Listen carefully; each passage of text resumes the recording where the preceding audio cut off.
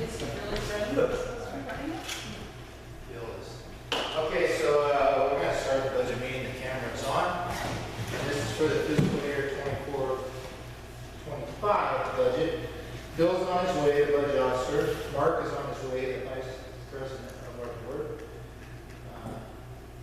So we got to be flexible. I pledge allegiance to the flag of the United States of America and to the republic for which it stands, one nation, under God, indivisible, with liberty and justice for all. Anybody like invocation or your prayer? Oh. Dear Heavenly Father, thank you for gathering us together in this community to go over very important things like how to manage our money and manage our community for better health. Guide us and give us your blessings in Jesus' name. Amen. I'm going to do a quick roll call on. So we have Tanya Cordova and Patricia. Pastor Rick is here. Thank you. And President Reardon. Ann Smith. Yep. Alan Smith. We have the Larson Brigade. David Smith. Jacob Smith. And Misty's. Did you get Tammy? I did. Yeah, I'm here too. Mark and Bill should be here as we go along. So the first thing, you guys are all veterans of this, right? Over the years. So the first thing we have to do is set up officers for this meeting. The president, vice president, the secretary. I nominate Dave Smith for president. Second that. Oh, I nominate Andy for president. All in She favor? does a great job every year. All in favor? Dave Smith is president. He is. Dave Smith is president. Okay. I like where you know. How about vice president? In case Dave I fulfills nominate Andy. Andy Smith for vice president. I'm vice president. Okay. And secretary, I have a volunteer to take minutes and stuff tonight, but we need to make a secretary also. So Are you volunteering to do all the work? okay, so Patricia. And can she be our official secretary too, or do we need to? It should. Usually it's a board member, but she's kind of a member of the public and she's a member of the board. So Is Bill going to be here? yes. Okay, let's just nominate him. Yeah. Bill Swan, you can be He secretary, will be secretary. but Patricia will take the minutes. Yeah. Okay, there you go. So his job would be pretty low key. Yeah, you would be happy to take notes. So that the ground rules are the same as every year. We in the budget committee, the public is the same as the board. Everybody gets a chance to look at the money, and with a let's see what we have. 8. We're going to end up with 9, I think, hopefully by the time we're done. But so there needs to be a majority of at least 6 to whatever, 6 to 3 to pass the budget.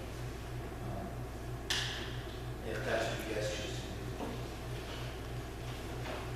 The budget calendar for the rest of the time tonight is a meeting.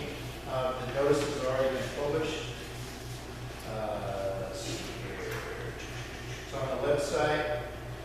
We've done everything we're supposed to do so far.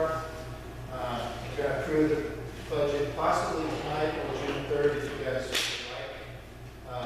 I have to publish by this week to get it in the paper for the LB1, which is the budget hearing that we're going to have June 12th. On June 12th, we'll approve the resolutions, adopt the budget, make the appropriations, do all the taxes, and by July 12th, we have to submit all our tax certificate documents. So, you're the president now. So you got to make a motion. You got to set up the If you follow the agenda, we have to accept the budget calendar. So that's the whole calendar? Yeah. Can I get a motion to accept the budget calendar? I move we accept the budget calendar. I second. All in favor? All those in favor? We're all in favor.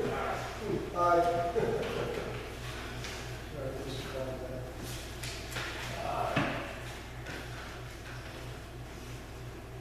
Next up on the agenda is the budget message.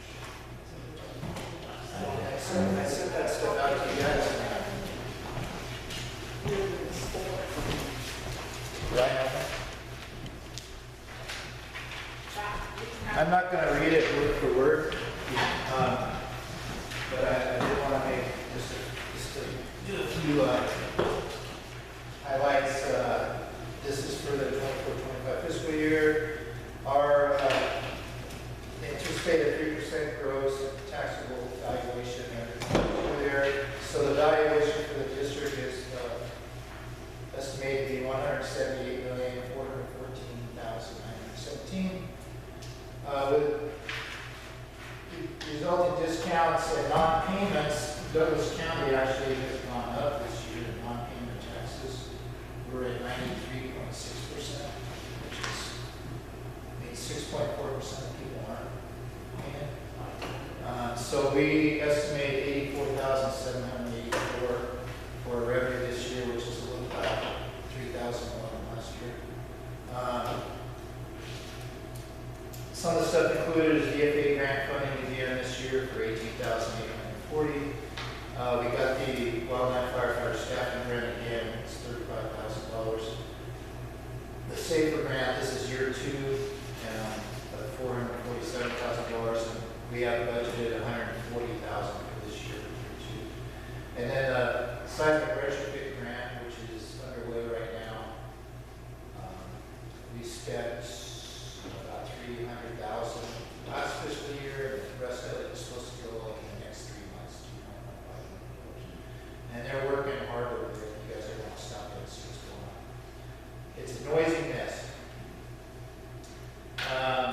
As part of the budget, we have capital project funds for replacing oil heating system, again with natural gas, and needed stores and bathroom upgrades after the seismic rehab is completed.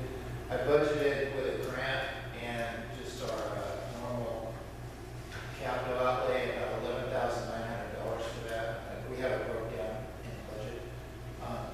There's going to be some of these funds were already approved last year for the heating and everything, but with the seismic rehab, we're kind of waiting to see what's going on. And it affected our heating system. They had to take out the dump system.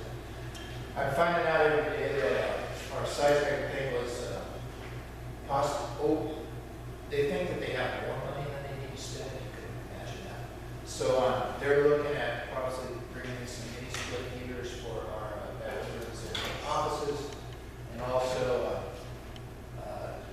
replacing the heating system or oil heating system right now with the natural gas that we were planning on doing. So it all depends on how that works out. And we have to get that by the state, so it may save some money. Just like before, we have a general fund, equipment reserve fund, and grant fund. The equipment reserve fund is good, has to be approved every 10 years and reviewed, because what we're doing is storing surplus tax money in that. You can't store surplus tax money unless you have a reason to. So our reason is that we're saving for capital expenses. So later, I hope to have a resolution for the budget hearing, but it may be in July's meeting if we want to reapprove that equipment reserve fund again.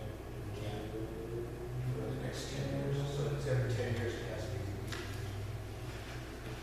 And then because we're going to be over $250,000 because of the grants we have this year, we're going to be doing an official audit. We budgeted $8,000 for that. The audit, we're in the process still of doing an audit, and they're doing it's actually a financial report because it was less than $250,000.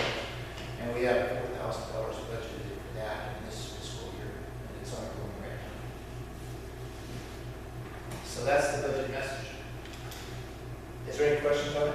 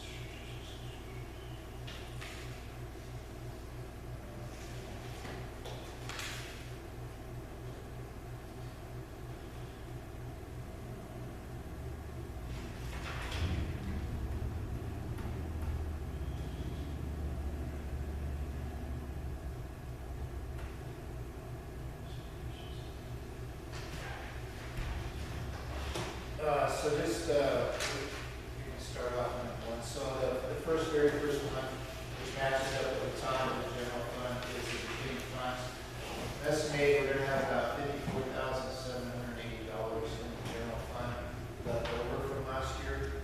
And that's, we actually have a little over 60,000 right now, but we have some repairs and stuff to do. By the time that July 1st comes around, I'm estimating that's what we're gonna be at. So that's the start of our resources in the general fund. On the sheet you have there,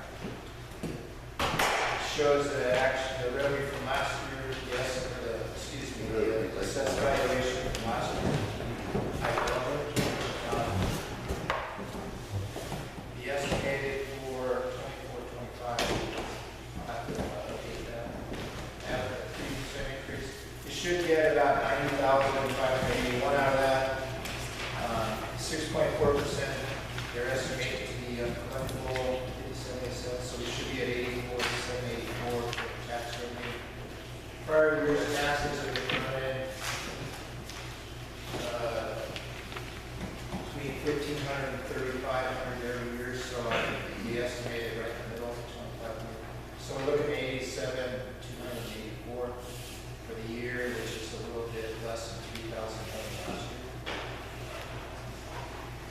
Any questions? We got some other revenue income. We get some tax interest. Donations, some years are bigger, some years are lower. We usually sit right at about 250. We do have a district going for, we're allowed to go for motor vehicle accidents and on our county and state roads and fires with people that are not in our district. So that average is higher and lower every year. We usually pick about $900, just kind of in the middle. Every year we get a notice electric refund of $900. Grants, the SBAO Safety and Security Grant, if we need to upgrade our heating after this retrofit is done, they'll match half of the price of this estimate. The estimate we got was $3,250, and that was just to, they're going to use our existing air handling system, just put natural gas heater on it, just like the one we did in Creech. So total for that is, again, 3,501. So it's actually less this year because, excuse me, 4,560, and it's a little bit more this year. Oh, because our tax interest we estimated higher because it was higher this year. For some reason, they changed how the taxes were being held, collecting, we're getting more tax interest. Under communications, we're up a little bit at 3,501. The $1,800, the very first one, is the fee the county charges us for dispatching and maintaining their system. This year, we've gone to a different pager that the county provided for us, and things, it's a little bit different on the batteries and that kind of stuff. We went for $140 on that. I'm trying to get 2 additional portable radios. The county right now is going through an upgrade of the communication system, but they didn't budget anything for anybody, fire departments or anybody else to match the radios. We don't know if it's going to be low band or high band radio or anything else, and we're kind of caught in a bind here. We're trying to get some radios for the people that are the officers in our department, and we just have to get some ones. And then Active 911 is the service we use on our cell phones to also alert our people. The lowest total we can get is 35 devices, so it's $561 a year.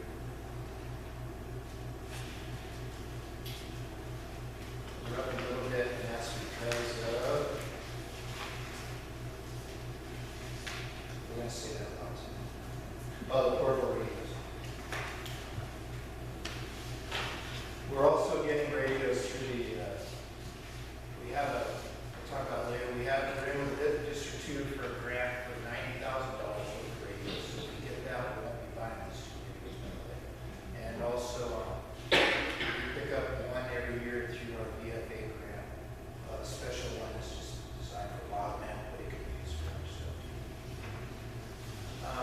Next one up, 6011 is notifications of publications of legal notices. It's basically the same as last year, except the election fee of $500 is out because we will have an election in the spring of 2025, but we don't get billed for it until next week. So that'll be $795. Let's see, going down, professional services. Legal services, we're using Northwest Legal. It's kind of an affiliate of SDAO. We estimate $500 a year. That's basically gets you 2 letters and a little bit of talking with her. Every time I talk to her, email her, it costs me about $55 for her to evaluate my email. This year, we spent a lot more than that because of the public records request. One of the unsuccessful bidder on our seismic grant did a public records request, which is normally doesn't cost any money. Anybody in the public can ask us anything they have, but they use a lawyer to do it. When they use a lawyer to do it, we need to use a lawyer to reply. And by the time it was done, I think we spent about $3,000. And we had done everything legal. We done all the hearings and everything. That they just wanted to complain about how the process was, and they, I guess it kind of hurt us because it's not money we have budgeted. They don't have it, but anyway. With Wheeler audit and accounting, with Wheeler's bookkeeping, $675 for the regular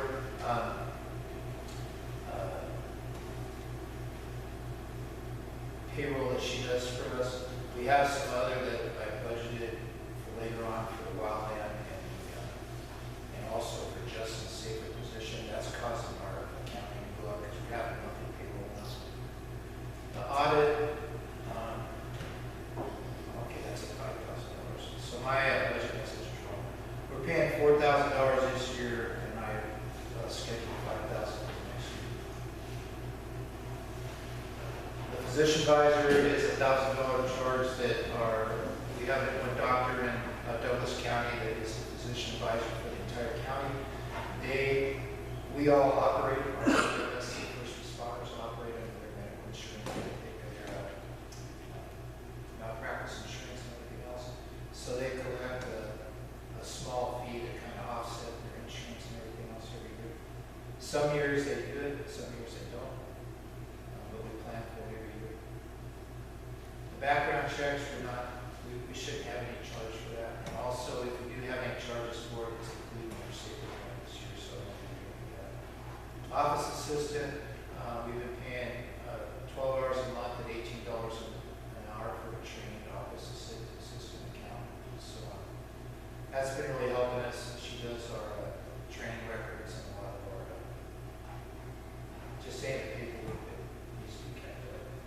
Operations assistant, little chores that say a unit needs to be driven to the mechanics and they have to spend a couple hours on labor, that kind of thing. This year we did it at 8, was doing it 8 hours a month, and it's not covering the things that we're doing. So I'm proposing that we go to 16 hours a month, and it's still doing it at $15 an hour. So it gives them kind of a token if they're spending 2 or 3 or 4 hours out of their day doing stuff that's not really volunteer firefighter stuff, but it's stuff just maintenance for the station or for the vehicles. The last one's physical is DOT and respiratory. We're required to do OSHA reviews every year for respiratory protection. If somebody kicks up with a little health issue, they do a secondary respiratory exam. We've had a couple of them done, but I budgeted up to 5. And then the DOT is a driver's physical. The people with commercial licenses with us, I offer to pay them. Not everybody does it. Like I maintain a commercial license, but I don't have any part of the paperwork, so I'm not maintaining it. We have it there. And also for workman's comp and SDAO, we use those also for the drug testing. We do the urine test. If it goes on further, they'll do drug testing. So this year, I think that one's down a little bit. The reason it is because last year The cheapest estimate we got for a audit was $10,000, but we were able to get it at a lower price, so that was good. Going into insurance this year, every year it goes up. SBO is estimating it's going up around 15% overall for the whole umbrella policy this year. We paid $99 something last year, so we're estimating $11,006. Workers' comp, they're estimating a 4.5% increase, and that's just the workers' comp for the volunteers and our cadet firefighters, and I'll talk about the other workers' comp later. Supplemental health is a policy we keep that we've been offering over the years for volunteers. It's like an accidental death and disability policy, just as a benefit to them, just because if they get hurt at the volunteer station, we have some workers' comp. Some of my volunteers don't have health coverage or anything else, so we're just trying to help them out a little bit and use it as an incentive. And then also MedCom, we pay the MedCom bill for our volunteers. Not all of them use it every year, but I have it pretty budgeted if they want to. Insurance, so insurance is up a little bit, about $1,400, $1,500, and that's because of the increase in liability stuff. I noticed my insurance at home, this is good. Is there questions on that? Office supplies and printing, we kept the office equipment at the same as last year. The chairs that we have for the board and stuff are starting to wear out, so I want to pick up a couple of them this year. Supplies, toner and all that stuff we've been doing has been running right at $700 a year, so we're keeping that. Postage and mailing supplies is the same. Library reference is the same. We dropped that down a little bit. Plus, our Safer grant also covers some of the books, so we may not have to use that at all. And then our website's costing us $63 a month for 12 months a year, and that's been covered by the Safer grant also for the next 4 years. So that's saving us about $7,000 or $7. So I think we're down now at about $600, so that's good. Dues memberships, SDAO went up a little bit. All the rest of them are the same. We're saving a little money because the Fire Blast trailer, the big red trailer in our parking lot, we used to pay an annual fee to the unqualified fire instructors to maintain that. It's being stored at our station right now. We're doing a lot of work on it. We're not paying that fee anymore. So I have, just to let you guys know, I've had some complaints from some of our neighbors about the big red trailer sitting out there. So at some point, if we need to get rid of it, we will. But it's a real benefit to us, especially with the cadets and the newer firefighters, and then people from all over the county are coming down and using it. And as far as I know, it's going to stay there for a while. Complain about the fire. It's a fire truck. Yeah. Like, really? But one of our ex-board members was one that complained about it too. So Oh, he didn't like the big red trailer. Say sorry. That's okay. Sorry, it's a fire truck. Of course, he just moved away. I know, it's a liquor. He just moved away. Hey Steve, did you figure in the raise on the stamps? They're going way up this year. All right. Yeah. Uh, Up there. I have- Around 70 cents a piece or something like I that. just put $100. I'm sitting on. We still have a roll from way back when. Okay. One of our board members, when it went from 45 cents to 50. This is a long time ago. I think we bought $600 worth of stamps that time. So I'm just getting to the individuals. For vehicle operations, we're up a little bit on fuel. Fuel costs are going up. Another thing about these grants is that the people we have, now I have guests in there all the time, so he's driving one of our vehicles all the time. Well, I have the seasonal firefighters there during the summer, they're driving vehicles, and so our fuel bills just naturally going up because of that. And then plus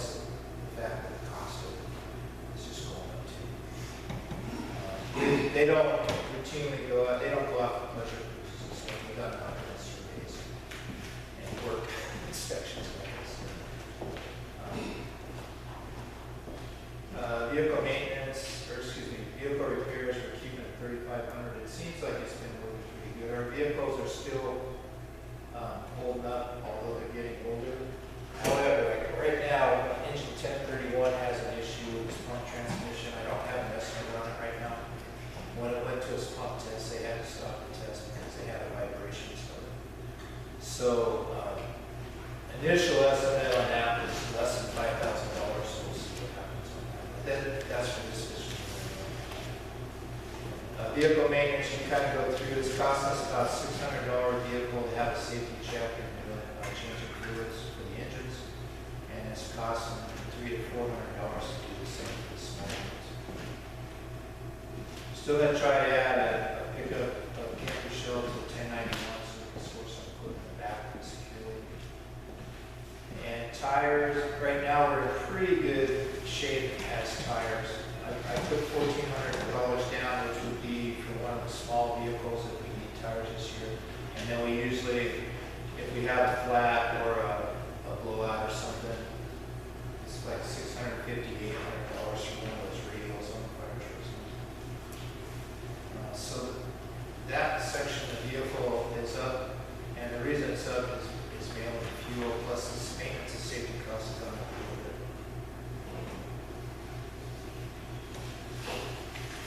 Facility maintenance repair. It's down a little bit. So a lot of the stuff that's happening right now with this seismic upgrade, they're going to take care of the little doors. They're all going to be brand new. There's not going to be any maintenance. So there's going to be warranties on them all. We keep a little bit of money for plumbing, for just PVC pipes, adapters, and stuff if something breaks. Cleaning supplies and garbage bags, pretty much normal. Paint. The paint may not probably be used this year because we're going to get a new paint job, as a matter of fact, on the station. I have it in there. The LED lighting, we've been trying to switch to LED lighting for years. It's going to be all safer, the seismic grant is putting all new LED lighting in the station in the garage. And emergency generator service will keep doing that. Just all the little miscellaneous little stuff down below we have to do just like everybody else as far as the bolts and sinks. It's costing us about $650 a year now for extinguisher maintenance and repairing. We have eye wash station for fuel and debris stuff. So there's these little non-toxic preservatives we got to buy every year. They got to get changed a little bit. And then we're continuing to do the ADA evaluation repair, just making small improvements every year to show we're working towards it. Our security system is maintained at the same price, $45 a month. And with the relocation costs on our seismic grant, we're actually getting some improvements, and they're going to be some other relocation stuff. So, so it's down a couple $100. That's basically mainly because of the maintenance and that kind of stuff. Utilities. So far, the phone and internet they went up a little bit last year, but they're holding the same. Water's been holding about the same. Electricity's been going up. Again, this is another one utility-wise because of we have people that are all winter now, like Justin, and then during the summer, so they're running the heater more and that kind of stuff, keeping it really warm there. Natural gas has been holding the same. Heating oil. The heating oil is probably going to be a moot point. Hopefully, after the start of this fiscal year, if we do get the new heating. If not, we didn't use a lot last year either. I'm not sure why. This winter didn't seem to be as cold for long stretches. AT&T, the iPads and the phone we have has been running at $165 a month. We have 4 iPads, 1 on each unit, plus a cell phone now. So that's up a little bit compared to before. And we're up about $250, $300 there. Mostly because of the phone and the phone system, basically. Last year we underestimated what that Training education's about $100 less. I took out some instructors. We would bring in professional instructors to teach the classes. Now between Rich and Justin and me and Bob's just retired, but he still comes out and helps us train. We have the certifications to teach just about anything we need to teach in our department. And we're actually going out and teaching in other departments now, so that's working out really good. We have a couple, I still budget every year for SDO training. If any members of the board or any of our employees want to go to their meetings or conventions or whatever they do, it's pretty interesting. We sent, Justin went up to one of them and he ended up more oriented towards the board, but it helped him out, I think, developing him as a member of the department. We do some EMT seminars. We fund 2 people a year to go to those to keep up with their CEUs for their annual certifications and stuff if they want to. It's a really good training opportunity. DPSST offers free training, and we try to get people up there, but it costs per diem up there to go up. We'll have to put them in a hotel and feed them overnight. It's in Salem, so it's not too expensive usually. Also, I added some about $1,000 of travel per diem this year for OSFM classes in FEMA. We're sending people to a lot of statewide training now. A lot of times, again, the training's free, but and we can even send them in one of our small vehicles or something, but they're still having to stay overnight and keep things. So I'd like to keep that in there every year. LPG for our tanks and our trailers costs us about $800 a year for the training firms. Our CPR, actually, this is one spot where we actually save money because now Justin and Rich are both CPR instructors. Through the college, it was costing us $75 a piece.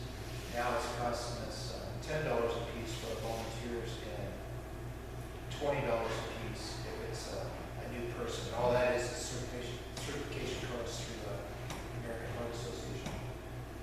And we can't get rid of those costs, but we are not charging, our guys aren't charging the teachers. EMT certification for next year, we have 4 of them, so they're going to have to recertify at $70. They recertify every 2 years. And as a firefighter, as our firefighters make Department of Public Safety standards and training firefighter 1, it costs $45 for their background check in the state police. And 4 is probably pretty reasonable. If it's going to be any of our new people on the safe event, that'll be covered to the safe event.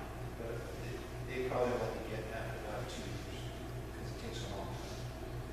Material supplies, I dropped it down a little bit this year. We got a lot of wood donated from Rose Products and from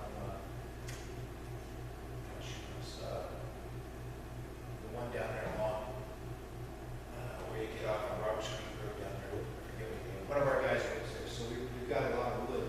So I dropped it down because we're going to be making some props and some screws and stuff to do that. And supplies for that. And then the reference manuals, we usually keep up on the ISTA Firefighter 1 manuals every year, but those are going to be covered from the safety grant also.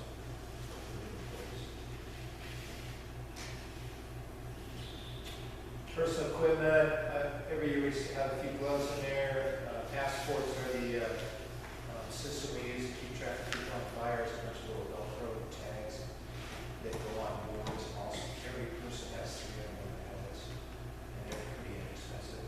And then flash strips every year we pick up a couple of those, they're about $90. We use long sleeve cotton t-shirts for wildland, underneath our wildland clothes. We have one of our volunteer firefighters now does that as a business, and we're able to get stuff less expensive than we have in the past. Goggles, boots, wildland gloves, those are all expenses we use every year. Batteries for the SCBA's, $300, mask tags, and then cleaning and sanitation. There's some special cleaners they use now that don't wear out the masks or damage them. If PPE is damaged or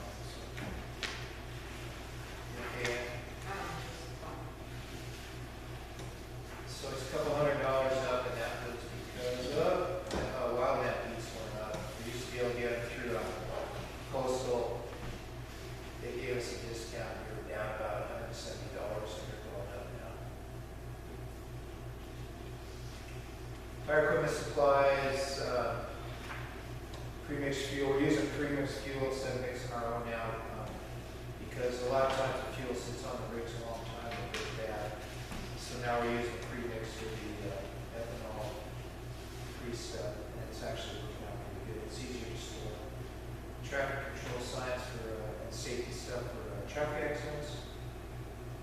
This year for the new tender, which should be coming in, they said the end of May. I don't know if it's going to make it, but May, June here.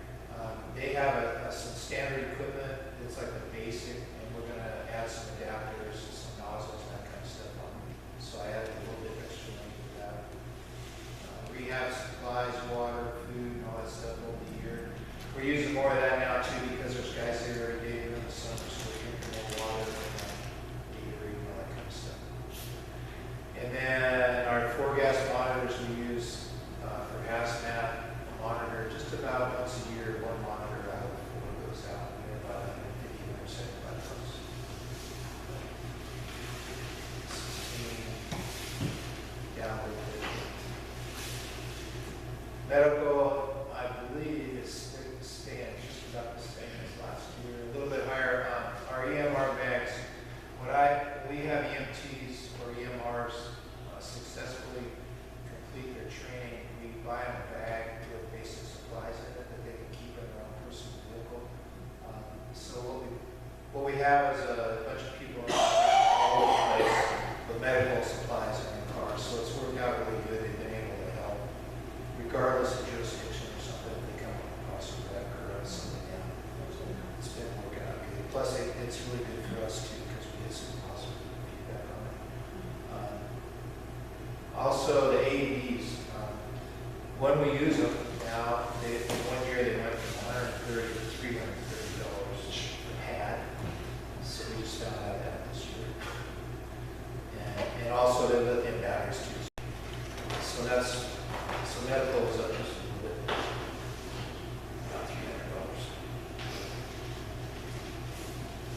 Testing certification, we're required to do our flow tests on our SCBAs by OSHA or NIOSH, excuse me. It's $75 a piece every year. A fit test is we're mask. They fit test your mask with a pressure device to make sure there's no air leaking. This cost also, North Douglas, we have a kind of this partnership going on with North Douglas right now. Some of our employees work up there and some of theirs work down here part-time. And they have their own fit testing machine, so that $375 probably won't be there, but I'm budgeting for it anyway, just in case. The air test went up a little bit. We have a new lab that's doing our air testing. The other one closed up its doors. And compressor maintenance every year on our air system we have to do. Annual pump tests are running. This year they ran about 540 apiece. I don't see that going up again. And that's for the engine. I'm not going to do our tender 1060 this year because it doesn't get used. It doesn't get a lot of hours, but I have to do the new tender we're going to get every year. It's required by the state to keep it tested. And then also hose testing, we're going to test the other half of our hose that we have. And what we do is we have a company come in and they do it one day. They bring in a crew, drop all the hose off, do the hose racks or else off the engines, either one. Test it all and put it back on. But we test in the past, it's probably a 2-month process coming in on like every other Thursday night, taking something into this. I'd rather use that time to train. Our uniform budget, I've got it just about double this year. What we're doing is we are going to try to uniform any of the new people we get on the safety ground uniform. We're trying to get polo shirts and uniform shirts for everybody to just try to look a little bit more professional. So when we go on call, we actually look like a firefighter. It all started with Justin, of course, because he has to have a uniform to do his job. And we used to have uniform shirts for everybody, but they're like Lion, and there's a couple of cheaper companies now, but they're about $60 a shirt. And then the badges, there's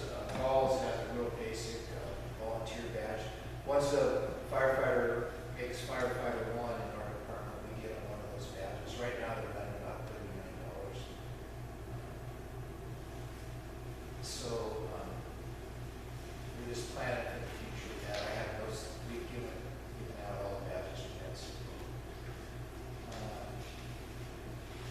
They don't get a uniform shirt or a badge until they are firefighter one. So one thing that's been happening is we've been sending people to these state trainings. So in fact, we're sending 2 of our women firefighters right now to a training in Emmitsburg, Pennsylvania.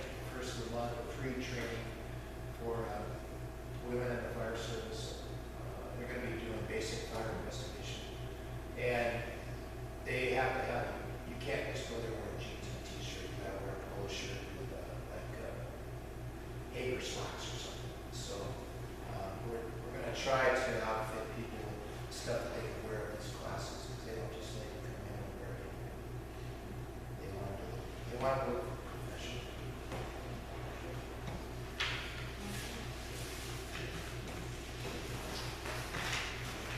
Community safety and education.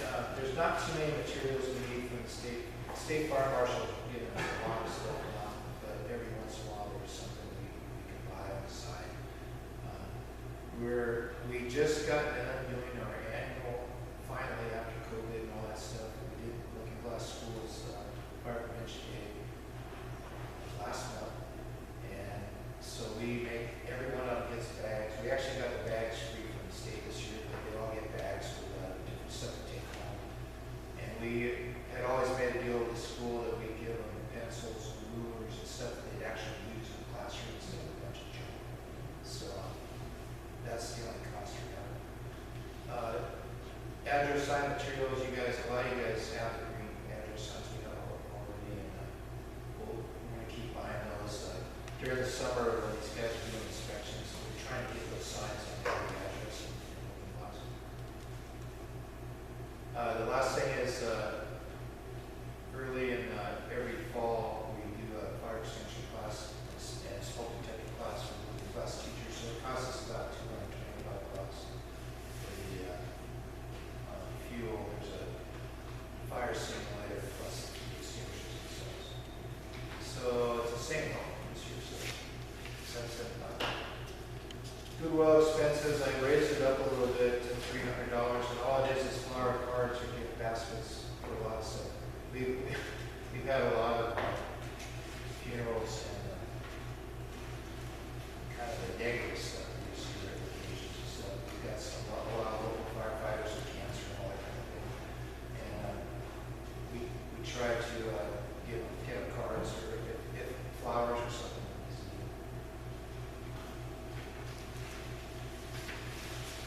Capital outlay,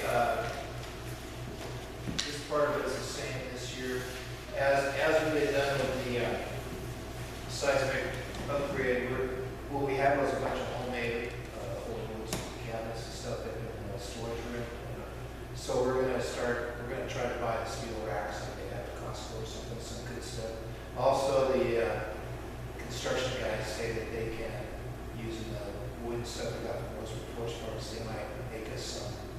As long as you buy the hardware and stuff, they'll make us some good cabinets also. So we're going to start working on upgrading the storage areas. We're not going to need any asphalt repair or any of the other stuff. As part of the seismic grant in front of our station, it's going to get tore up. There's going to be drains out there and a new concrete apron. And then they're going to do some asphalt work because they're doing some ADA parking spaces and that kind of stuff out there. So we're not going to have to cover any of that stuff this year. I also have the other half of the building heater in here, but possibly that's not going to happen.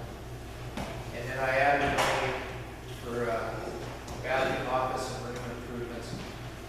We're negotiating with those guys again right now. Theoretically, we think the seismic retrofit is not renovating the building, but they're saying that, like when the guys do the flooring upstairs, that they can do the flooring. We might be able to get them to do our offices and all that stuff, flooring also. They weren't going to touch our office at all, but now they're going to be painting it.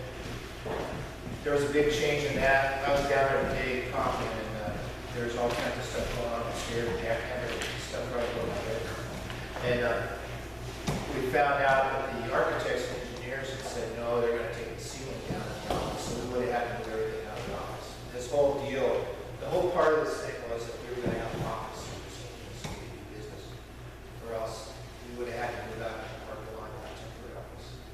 So now they've decided that they can work through the top of the ceiling down and do whatever they want to do, so I'm not gonna tear it off. So, however, they are gonna paint in there, and we're probably gonna get new bathroom floors and new office floors.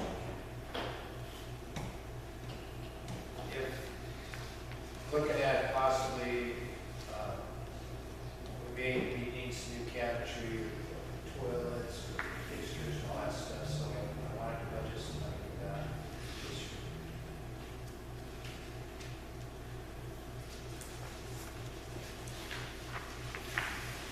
Other expenditures, we got, if you look at the startup here, I have about $87,111 in field services, and we're bringing in $87,364.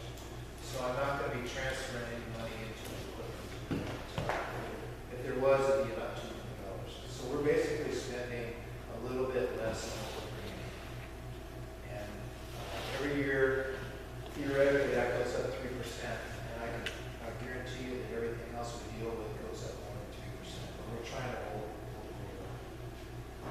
So we do keep a contingency of $15,000 every year.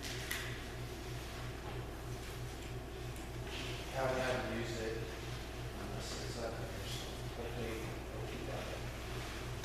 Our equipment fund's the next big one. That's our equipment reserve fund. We're estimating there's going to be about $164,000 in it to start, $164,485. Right now we have about $230,000 total in the bank between the equipment fund and the reserve fund, or excuse me, the general fund. We're estimating interest about $360. That's what it was this year. I'm estimating a little bit of revenue from selling equipment, or as we get this new tender, the old tender that we had in the garage, we're going to sell it. We're trying to get, we have some people interested right now. We're trying to get a price on what it's worth. It's a 1979 Freightliner with almost 300,000 miles on it, and it's kind of beat up, but there's people that want those things. We've got some farmers up around the Midville or somewhere that wants it, so they're kind of a little rare. So we'll see how much we can get for it. And all that, before we sell it, you guys will know all about that.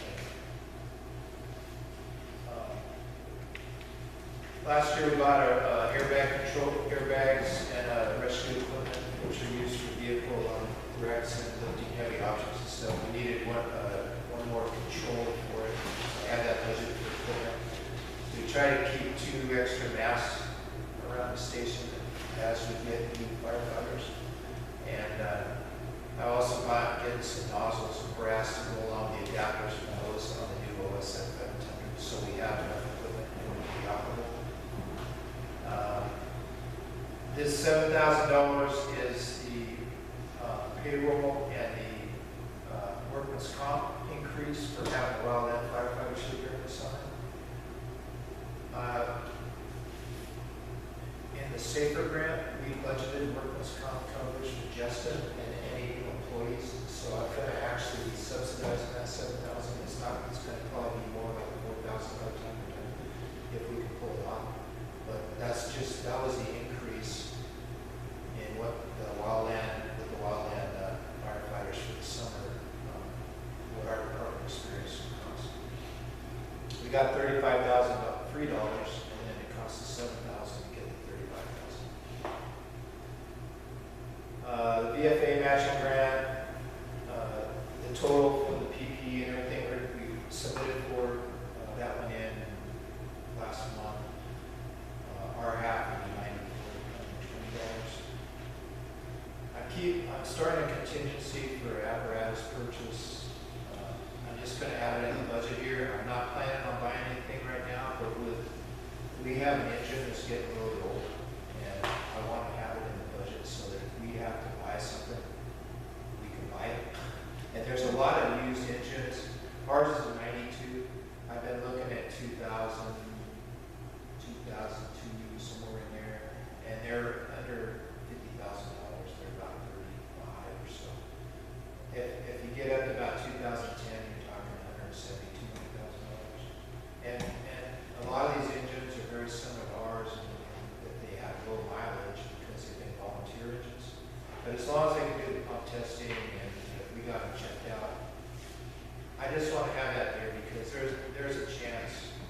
For example, like I said, 31's pump transmission looks like it's out. But if we lost, say, the transmission on that thing, or the engine went down or something on the thing, it wouldn't make sense to spend $20,000 or $30,000 on it because it's not what that was. So we could get something that would last for another 10 years. We have contingency at $10,000 in that thing. One of the other grants we have going on is the FEMA for radios, communications grant with District 2. There's $96,000 in radios. The reason that is that, like I told you before, the county has a switch in their radio system, and they're leaving us behind because they're just taking care of the shows. We don't know right now what band it is, so this grant is for dual band radios, so no matter what the county does, we'll be able to communicate with the county. But right now, they can't tell us what they're going to do. And another interesting part of that is that they were counting on a big grant, like a $5 million or $10 million grant, that they just found out they didn't get it. So now the county has started this maintenance and this switchover, and they're caught right in the middle of it, and they don't have the money to finish it. So it's gonna, all of us are getting affected by the aging systems and the dispatch system and everything else. So the next couple of years are gonna be interesting. This last year was interesting as they tried to switch over. If all this stuff happened and we spent every penny of that money, we would have $85,000 left in our reserve fund for the future. And so total expenditures I have listed are $89,527, and that's about $24,000 more than last year. However, this apparatus purchase, we'll see what happens with 30 months per year, but I like to have it on the budget just in case something happens. The last one is the grant fund. The FEMA grant fund, we had $447,000 to start. This fiscal year will be the second year. I divided that what was left in thirds, so we're going to be spending $140,000 out of that this year on payroll, turnouts for new employees that we get, training for new employees we get, that kind of stuff.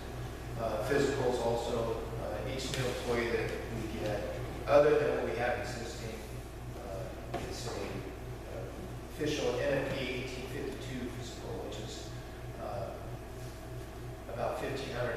It's stress testing and blood and everything else. It's a full-blown physical like you would get from your doctor, not just a DOT. The grant, on the grant side, the VFA equipment grant, the lowest $9,420. I want to say one thing about that grant is last year's VFA equipment grant, because of budget stuff with FEMA and the government, it didn't get funded until late, like about April this year. So they extended our grant out to September. We've already made all the purchases. However, our reimbursement, which was going to be $9,700 this year, it's not going to be back this fiscal year. It's going to come in next fiscal year also. So I've got to talk with Wheeler Bookkeeping about how to deal with that. Because basically we got $9,700 sitting all year before July 1st.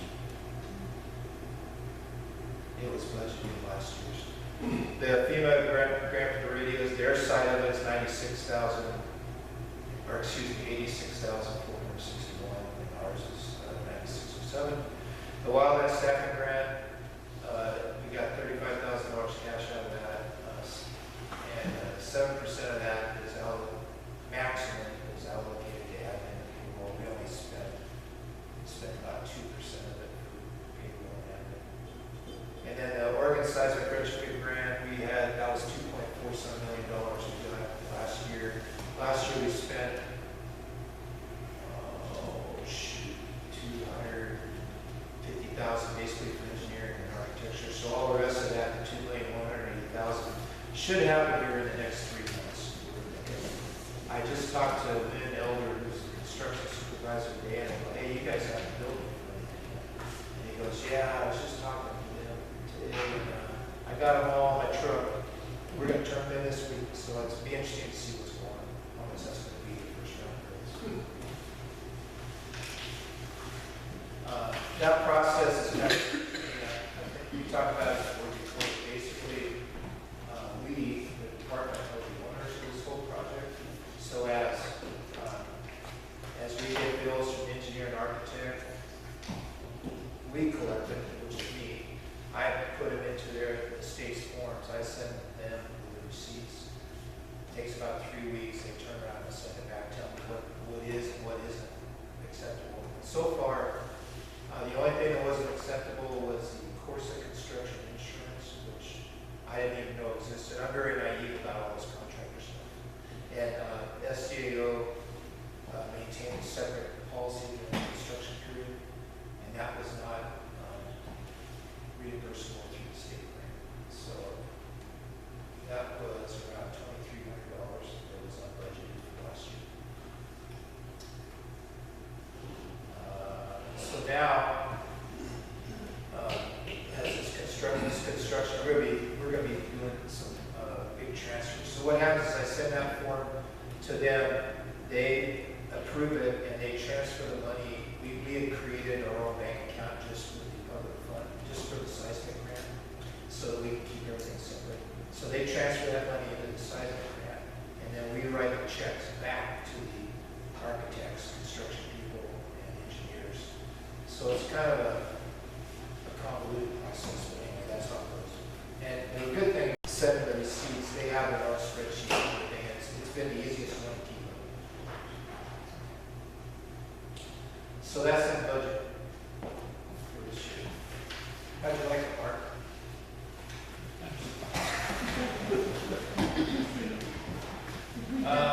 Did we jump over number 7 on the agenda? What was it? General budget information department. I think, like in the budget message, all it talks about is, Yeah. it's basically the calendar, and it's basically the 3 funds we have. And in fact, that we're gonna have to do a resolution to reinstitute the equipment fund this year if you want to.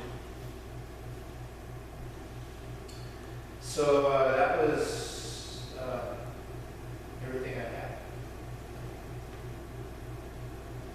So the budget discussion, Yeah.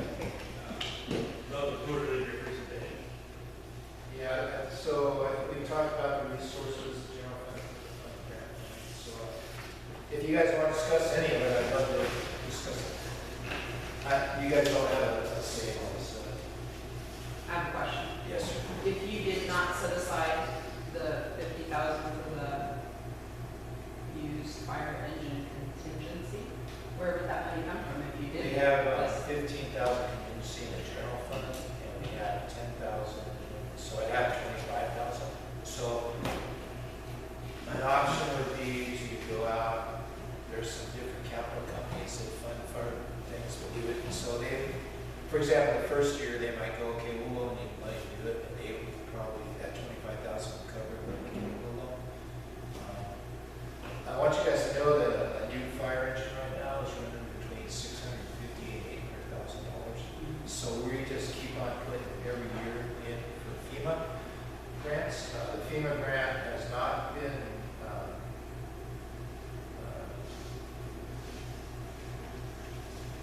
giving a lot of importance to vehicles right now. They're just trying to do SCBA's and protective equipment and all that kind of stuff.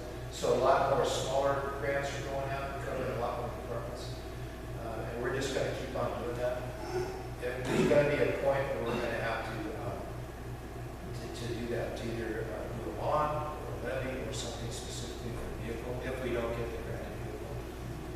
And another way to do it is to, with FEMA, you have to buy a new one. So that means you're talking 650,000 to 800,000. If we want to buy one through a bond or levy or something, we don't have to buy a new one. And there's plenty of, a lot of departments rotate engines every 5 years, regardless of mileage, condition, or anything else, because they have this huge tax revenue coming through. In fact, 31 that we have, which is 1992, when we bought that, it had less than 20,000 miles on it.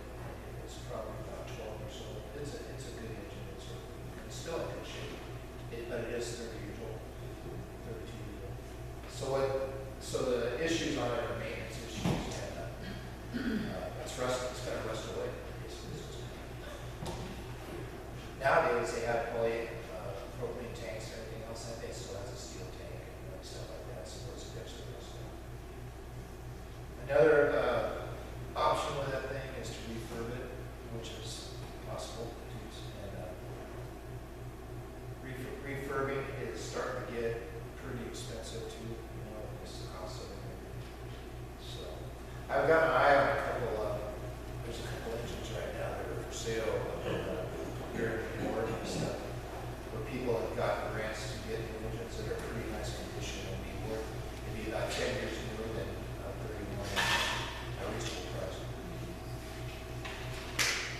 But if that's not in there, we would have to borrow the money or use our contingencies down.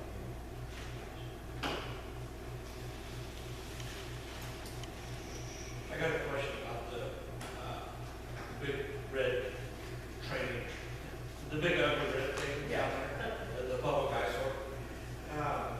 Okay, you have budget for LP for training, for gas. Right. Does that go into that as well? It has two separate little tanks. So if we're using it for ourselves, we'll put gas into it.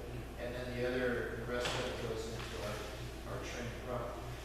Lately, we've been doing regional LPG classes and stuff, and we're charging the Umpqua fire instructors for that, or they're actually charging firefighters to attend those trainings. And so they're covering the costs of the fuel. So that $900 is what it costs for us to do probably 2 live fire classes for our own people every year. And man, when that thing goes up, as me and as you guys, what you're seeing is a cash register, so as it goes up in the air. But it's an experience for firefighters that we're one of the only live fire LPG or natural gas facilities in Dallas County or Southern Oregon. We just had a Vista Gas just rebuilt it for us basically for nothing. We've been working with them on some other stuff, and like they don't even pick up to us and that kind of stuff. We started talking to them, the guy goes, hey, we'll do it the right way. Because we were going to have to shut it down because we were pumping liquid gas out of our prop, which makes a really big fire when it gets here, but it's not safe. We can't control it. And we got it with the peers. So now they replumbed the whole thing, so we're pumping in actual gas. But that is the cost of one. You've got a 170 gallon tank plus 2 small tanks in the trailer. So that's one round training.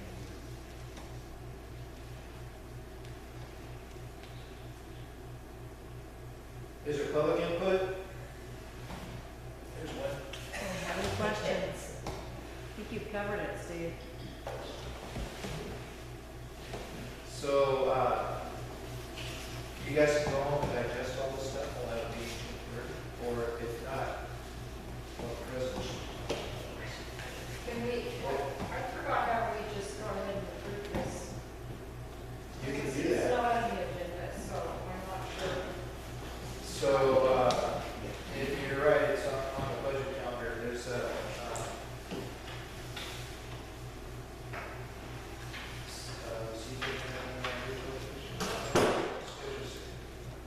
wow, it is on the agenda. You know what, Well, can't we just pencil it in and do it? yeah, hold on a second. My public notice says that. So Does it? I just want to make sure we, Okay. so